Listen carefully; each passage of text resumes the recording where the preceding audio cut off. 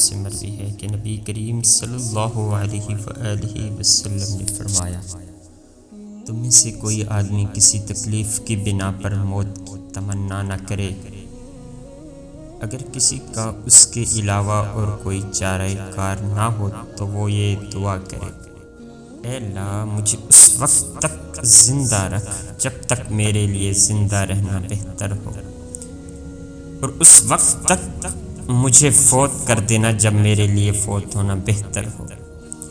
سیدنا ابو ہریرہ رضی اللہ تعالیٰ عنہ سے روایت ہے کہ رسول اللہ صلی اللہ علیہ وآلہ وسلم نے فرمایا،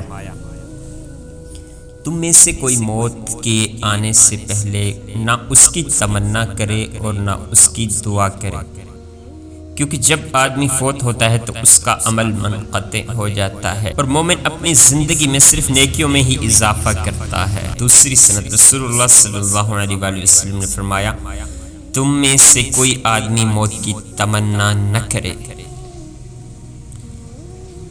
کیونکہ اگر وہ گناہ گار ہے تو اللہ سے گناہوں کی معافی مانگ لے، اور اگر نیک ہے تو نیکیوں میں اضافہ کر لے۔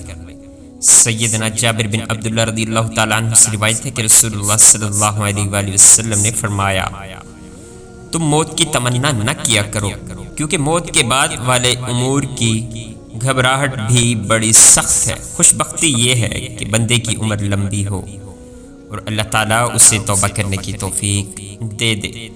حارثہ کہتے ہیں، ہم سیدنا خباب رضی اللہ تعالیٰ عنہ کی تیمارداری کرنے کے لیے گئے۔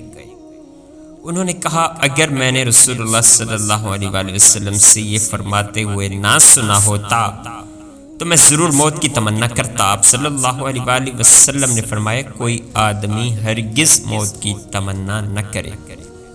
سیدنا علی رضی اللہ تعالیٰ عنہ کہتے ہیں، رسول اللہ صلی اللہ علیہ وآلہ وسلم میرے پاس سے گزرے جبکہ میں بیمار تھا اور یہ کہہ رہا تھا، یا اللہ اگر میری موت کا وقت آ چکا ہے تو موت دے کر مجھے راحت عطا فرما، اگر موت آنے میں دیر ہے تو مجھے اٹھا لے، اور اگر یہ میری آزمائش ہے تو مجھے صبر کی توفیق عطا فرما۔ اب صلی اللہ علیہ وآلہ وسلم نے پوچھا، تم نے کیا کہا ہے؟ جب میں نے اپنے الفاظ دہرائے تو آپ صلی اللہ علیہ وآلہ وسلم نے اپنا پاؤں مجھے مارا اور فرمایا، کیا کہا تم نے؟ میں نے پھر اپنے الفاظ دہرائے۔ اس بار آپ صلی اللہ علیہ وآلہ وسلم نے فرمایا، اے اللہ اس کو عافیت دے، یا فرمایا کہ اے اللہ اس کو شفا دے۔ ایک روایت میں شک کے بغیر صرف یہ الفاظ ہیں، اے اللہ اس کو شفا دے۔ سیدنا علی رضی اللہ تعالیٰ عنہ کہتے ہیں، اس کے بعد مجھے اس تکلیف کی کوئی شکایت نہیں ہوئی۔ رسول اللہ صلی اللہ علیہ وآلہ وسلم نے ارشاد فرمایا، یعنی تم میں سے کوئی موت کی تمنا ہرگز نہ کرے، کیونکہ یا تو وہ نیکوکار ہوگا تو شاید وہ نیکیاں بڑھائے، یا وہ گناہ گار ہوگا تو شاید وہ توبہ کر لے۔ مومن کے لیے دنیاوی زندگی اللہ تعالیٰ کی عظیم نعمتوں میں سے ایک نعمت ہے، کیونکہ اسی دنیا میں وہ اپنے رب عز و جل کو راضی کرنے والے کام کر سکتا ہے اور اپنے آخرت کو بہتر بنا سکتا ہے، اور اگر اس سے گناہ سرزد ہوئے ہیں تو یہاں اس کو توبہ کی مہلت بھی ملی ہوئی ہے، اس لیے موت کی تمنا نہیں کرنی چاہیے۔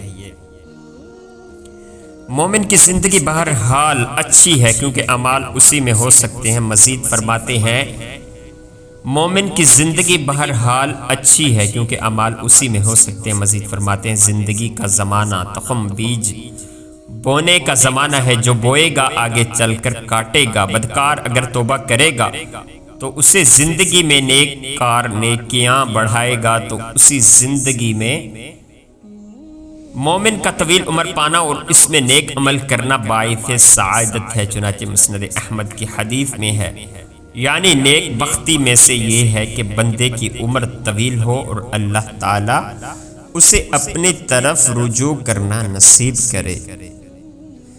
اللہ تعالیٰ کے احکام کی بجا آوری، اس کی منع کردہ باتوں سے بچ کر اور سچی توبہ اور اخلاص کے ساتھ اسے اللہ تعالیٰ کی طرف رجوع کرنا نصیب ہو جائے تو یہ سعادت کی بات ہے۔ نیز موت کی تمنا کرنا اس لیے منع ہے کہ انسان اپنے رب کی عبادت اور اخروی کامیابی کو حاصل کرنے کے لیے پیدا کیا گیا ہے۔ یا اللہ آپ میری امید نہیں میرا یقین ہے۔ یا اللہ میرے دل کو منافقت سے، میرے عمل کو دکھاوے سے، میری زبان کو جھوٹ سے اور میری آنکھوں کو خیانت سے پاک کر دے۔